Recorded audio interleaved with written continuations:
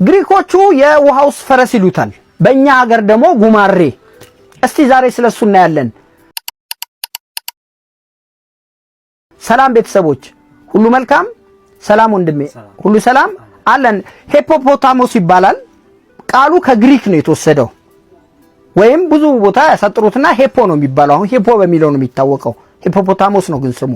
ምን ማለት ነው በግሪክ ቋንቋ የውሃውስ ፈረስ ማለት ነው በእኛ ሀገር ጉማሬ ምንለው ማለት ነው ጉማሬ ምድር ላይ ካሉ መሬት ላይ የብሱ ላይ ካሉ በጣም ግዙፍ ከሚባሉ እንስሳዎች ውስጥ ነው የሚመደበው ምናልባት ሁለት ወይም ሶስተኛ ነው በግዝፈቱ ይሄ ጉማሬ እጅግ በጣም የሚገራርም ነገር አለው ቀን ውሃ ውስጥ ነው የሚያሳልፈው ማታ ማታ ወጥቶ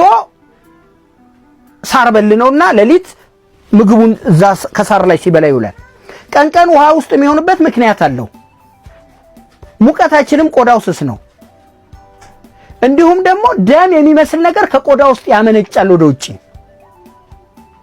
ይሄ ነገር ለሶስት ነገር ስለሚረዳው ነው ተፈጥሮ በዚህ መንገድ ነው ያዘጋጀችው አው የጌታዬ ስራ ሁሌ እንደገረመኝ ነው ይሄ ደም የሚመስለው ነገር የሚያመነጨው ለምንድነው አንደኛ ለሰንስክሪን ነው ለፀሐይ ብርሃን ለመከላከል ያንን ነገር ያመነጫል እንደዛም እንኳን ሆኖ ራሱ ውሃ ውስጥ ነው ቀን የሚውለው ፀሐይ ብርሃን ስለማይችል ሁለተኛ ነገር ከተለያዩ ባክቴሪያዎች መጠበቂያው ነው ሶስተኛው ደግሞ ቆዳውን ለማለስለስ ነው ይሄ ደም የሚመስል ነገር የሚረጨው ማለት ነው ጉማሬ አፉን ሲከፍት እስከ 150 ዲግሪ ድረስ እንደዚህ ይከፈታል እንደዚህ ብንለካው ደግሞ 1 ሜትር ነው የአፉ መከፈቱ አጂብ አትልም ይሄ ጉማሬ ሁለት ክራንቻዎች አሉት በዚህና በዚህ ዛሬ ሰምታችሁ ማታውቁትን ነገር ነው የምነግራችሁ ፎሎ ያረጋችሁ ኮፒ ሊንክም እንደዚሁ እነዚህ የውሻ ክራንቻ የሚያካክሉ ጥርሶቹ 50 ሳንቲም ርዝመት አላቸው ይሄ ጥርስ እድገቱን አያቆምም የማን ጥርስ ነው እድገት ማያቆመው ሁላችንም እናውቀው አይጥ ነው አይጥ እድገቱን አያቆምም በሆነች ነገር እያነሳች ካልሞረደችው ራሱ ተቀርቅሮ ይገላታል ነው ይሄኛው ግን በምንድነው መሰለህ የሚጠብቀው ባደገው ልክ ሁለቱ ጥርሶቹን ያፋጨ ልክ እንደ ቢላ መሞረድ ማለት ነው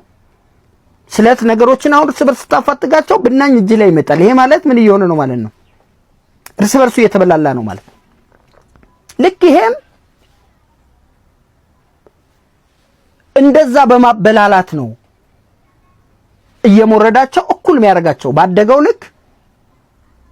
የሰው ልጅ ጥፍሩ ሲያድግ እንደሚቆርጠው ይሄኛውም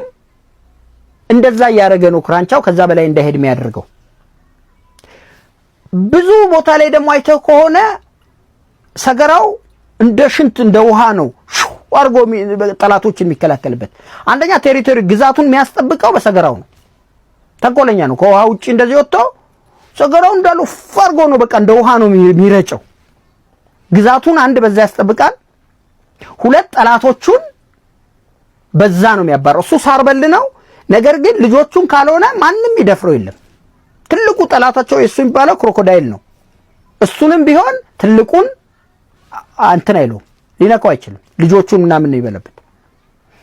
ለሰው ጋራ ከሰው ጋራ ተላምዶ ይኖራል ለሰውም አሁን ብዙ ጥናቶች አንዳንድ ጥናቶች ሰው ሁሉ የገደሉበት ሁኔታ አለ